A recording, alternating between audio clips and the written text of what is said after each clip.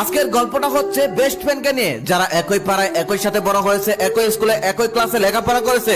একটু মনোযোগ দিয়ে শোনেন, আমাদের প্রত্যেকের জীবনে এমন একটা হলেও বন্ধু আছে, দুজনের প্রতিদিন কথা না হলে দিন কাটতো না।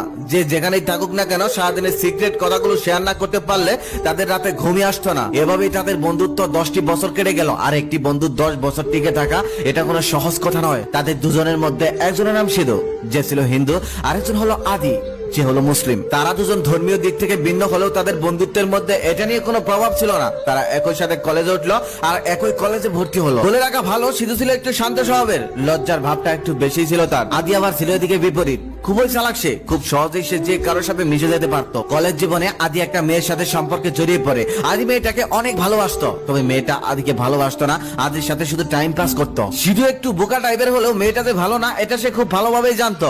কিন্তু আদি তাকে অনেক ভালোবাসতো বলে এই ব্যাপারে সে কখনোই কিছু বলতো না। একদিন